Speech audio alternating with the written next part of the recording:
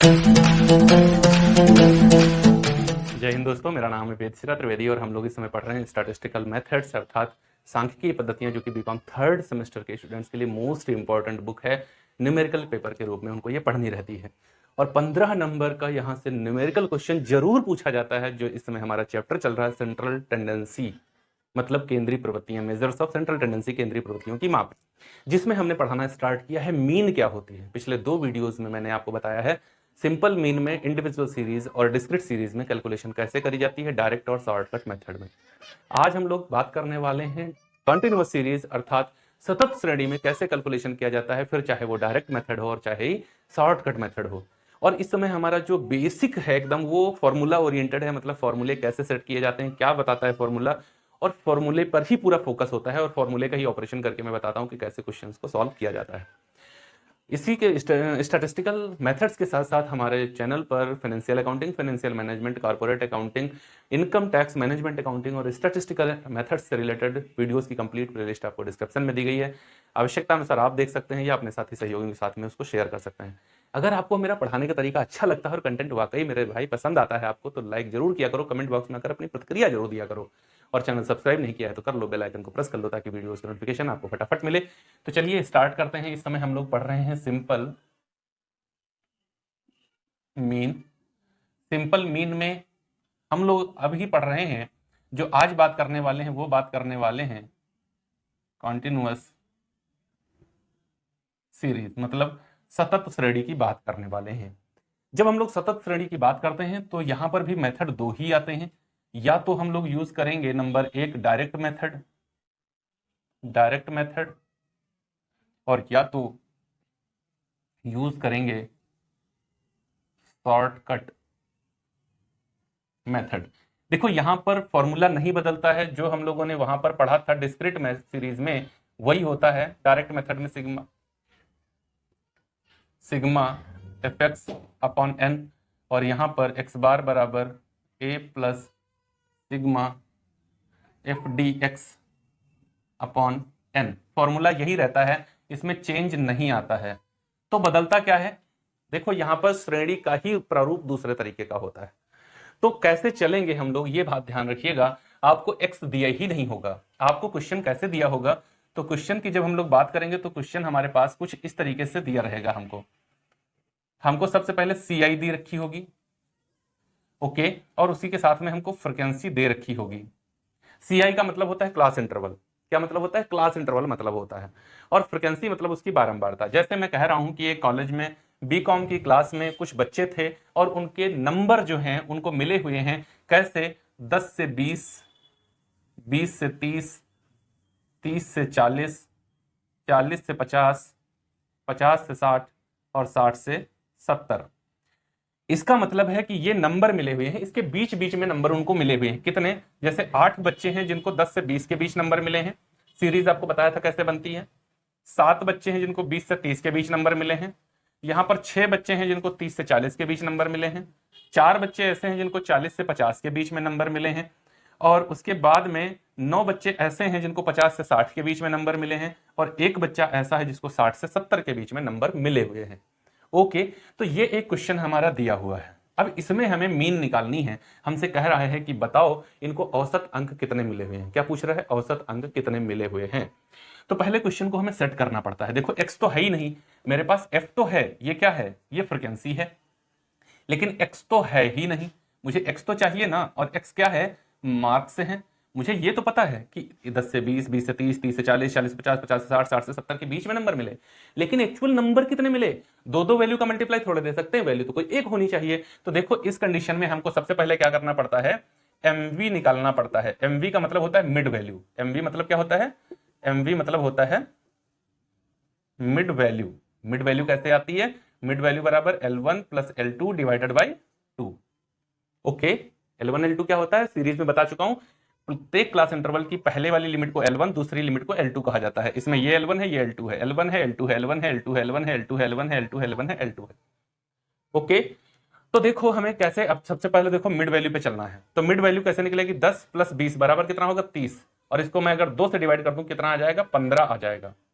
Okay, 20 30 कितना होगा? 50। 2 से डिवाइड करूं 25, 30 40 हो जाएगा मेरा 70, डिवाइड करूं तो 35, 50 40 90 डिवाइड करूं 2 से तो 45, 6 5 11 110 डिवाइड करूं तो 55, 60 और 70 7 6 13 130 डिवाइड करूं तो 65। ओके, बात समझ में आई, बात क्लियर हो गई। देखो इसको और आसानी से कैसे कर सकते हैं, अभी बहुत बेसिक पे चल रहा हूं तो परेशान मत होना, मेरे साथ रहोगे तो बिल्कुल शीर्ष तक लेके चलूंगा, लेकिन बहुत सरलता पूर्वक, एकदम से बहुत हाई नहीं बताता हूं। देखो अब यहां पर क्या करना था, जैसे 10 से 20 था, मैंने 15 ले लिया, और यहां देखा सबके बीच में अंतर कितना है, 10 का। देखो 10 20 30 40 50 60, यहां 20 30 40 50 60 70, 10 का अंतर है। तो आप 10 10 सीधे जोड़ते चले जाते तो भी ऐसे आ जाती, जैसे 15 10 25 10 35 10 45 10 55 10 65, जैसे आपको समझ में आया वैसे करना।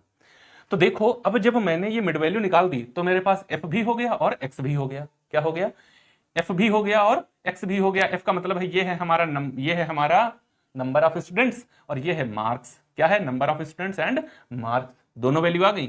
जब दोनों वैल्यू आ गई तो हमारा क्वेश्चन में कुछ नहीं बदलेगा, जो मैंने आपको डिस्क्रीट सीरीज में बताया था वही वाली बातें रहेंगी। डिस्क्रीट सीरीज में क्या बताया था कि एक्स बार के लिए हमको क्या करना पड़ता है, यहां पर पद और उसकी बारंबारता, पद और उसकी बारंबारता के गुणनफल का योग, पद और उसकी बारंबारता के गुणनफल का योग बताया था, है ना। Total of product of items and there frequency, यही तो बताया था। तो देखो ये आइटम है, ये उसकी फ्रीक्वेंसी है, इनका एफएक्स कर लो, एफएक्स कर लो, मल्टीप्लाई कर लो। 15 × 120, 25 सत्ती कितना होता है 175, 6 पंचे 30 और 6 तियां 18 और 3 21, 45 दूना 90 दूना 180, 9 पचे 45 के 5, 9 पचे 45 और 4 49। अब यहां से देखो तो 6 पंचे 30 और 6 छक 36 और 3 39, 390। अब देखो यहां पर पूरा मल्टीप्लाई हो चुका है। अब क्या करना है हमको, इधर इसका टोटल करना है n बराबर, और इसका टोटल करना है सिग्मा एफ एक्स बराबर।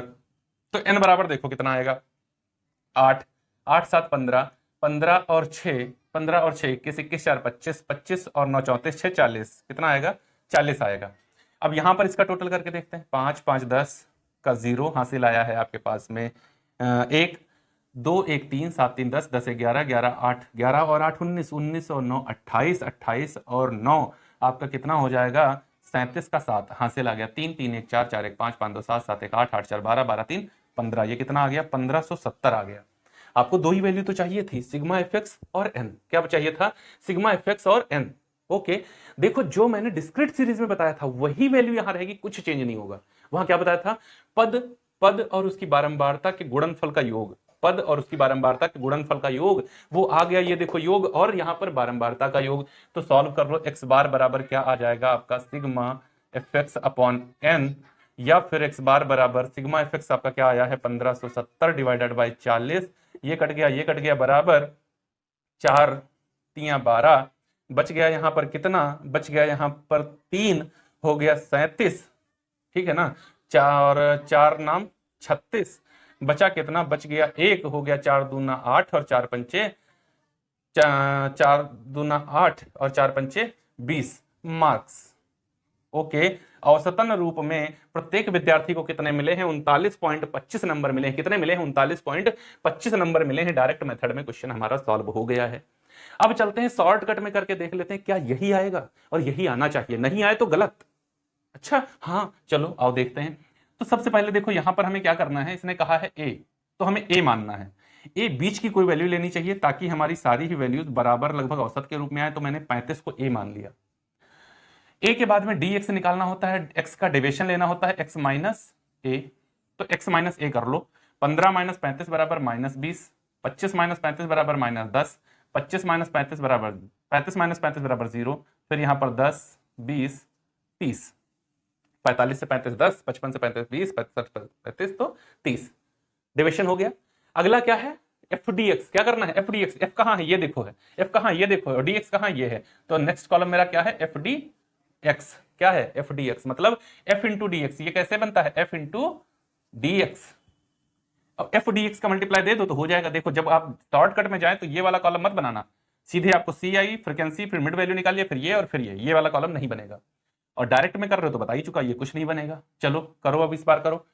देखो 8 दूनी 16, 160 माइनस का 70, ये भी माइनस का, 6 0 0, 4×40, 9 दूनी 18, 180 और 6 3 18, ये भी 180। चलो इसका टोटल करो इस बार, सिग्मा एफ डी एक्स। तो यहां पर देखो ये 3 0 ऐसी, ये 0 हो गया, 8 8 16 4 20 का 0 हो गया, और 2 और 2 4 हो गया, 400 प्लस का है। और यहां पर 0 7 6 13 और 1 2 230 माइनस का है, तो प्लस माइनस माइनस होता है 0 7, और यहां पर 3 से 2 जाएगा 1, 170 आएगा। कितना आएगा? 170 आएगा। कुछ नहीं अलग होता है। यहां पर वैल्यू देखो बहुत बड़ी होती है, यहां पर वैल्यू बहुत छोटी हो जाती है। तो कैलकुलेशन इजी करने के लिए मेथड इसको कहा गया शॉर्टकट। अदरवाइज ये शॉर्टकट नहीं है, ये तो लॉन्ग कट है। शॉर्टकट तो ये था, लेकिन यहां पर वैल्यू बड़ी आती है, यहां पर वैल्यू छोटी आती है, इसलिए इसको कहते हैं ये शॉर्टकट मेथड है, लघु विधि है। और ये प्रत्यक्ष विधि है, ये प्रत्यक्ष विधि, ये लघु विधि। चलो सॉल्व करके देखते हैं क्या आएगा मेरा आंसर। तो ये तो मैंने कर ही दिया है, इसको हटा देते हैं। चलो एक्स बार बराबर ए प्लस, ए क्या माना था 35, plus sigma f d x क्या है 170, और डिवाइडेड बाई 40। ये कट गया, ये कट गया, 4 से इसको सॉल्व करो, कितना आएगा? 4 चक्कू 16, बचा 1, 4 दूनी 8, बचा 2, 4 पंचे 20, और एक्स बार बराबर 35 प्लस 4.25, मतलब एक्स बार बराबर 39.25 मार्क्स। औसतन रूप से प्रत्येक विद्यार्थी को 39.25 नंबर मिले, यही यहां आया था? जी हाँ, बिल्कुल वही आया था। इस तरीके से आप सॉल्व कर सकते हैं कॉन्टिन्यूअस सीरीज को शॉर्टकट मेथड में, इस तरीके से डायरेक्ट मेथड में। देखो कंटिन्यूअस सीरीज और डिस्क्रीट सीरीज में कुछ अंतर नहीं है, बस डिस्क्रीट सीरीज में हमारे पास सीआई नहीं होती, बाकी ऐसे ही क्वेश्चन होता है। कॉन्टिन्यूअस सीरीज में सीआई होती है, मार्क्स नहीं होते। तो सीआई से मैं जब मिड वैल्यू ऐसे निकाल लेता हूं, ये मिड वैल्यू का फॉर्मूला होता है, जब मैं मिड वैल्यू निकाल लेता हूं तुरंत हमारा क्वेश्चन डिस्क्रीट सीरीज में बदल जाता है, ये सीआई का कोई यूज रह नहीं जाता है, और फिर हम लोग क्वेश्चन को सॉल्व करते हैं। उम्मीद है कॉन्टिन्यूअस सीरीज भी आपको समझ में आ गई होगी, और अब आपको यहां पर भी प्रॉब्लम नहीं आएगी। तो हम लोग मिलेंगे अगले वीडियो में, और वहां मैं आपको बताऊंगा कि मिड वैल्यू से क्लास इंटरवल कैसे बनाया जाता है, मिड वैल्यू से क्लास इंटरवल बना करके कैसे क्वेश्चन को सॉल्व किया जाता है। ओके, अगर ये वाला क्वेश्चन आपको समझ में आया हो और बेहतर तरीके, आसान तरीके से समझ में आया हो, तो वीडियो को लाइक जरूर करिएगा, कमेंट बॉक्स में अपनी प्रतिक्रिया जरूर दीजिएगा, और अगर चैनल सब्सक्राइब नहीं किया तो कर लीजिए, बेल आइकन को प्रेस कर लीजिए, ताकि आने वाले वीडियोस की नोटिफिकेशन आपको फटाफट बिना किसी विलंब के मिल सके। मिलते हैं अगले वीडियो में, और वहां पर देखूंगा मिड वैल्यू से क्लास इंटरवल कैसे बनाते हैं और फिर क्वेश्चन को सॉल्व कैसे करते हैं। और उम्मीद है आपको इंडिविजुअल, डिस्क्रीट और कंटिन्यूअस सीरीज में मीन निकालना समझ में आ गया होगा। मिलेंगे अगले वीडियो में, तब तक के लिए जय हिंद दोस्तों।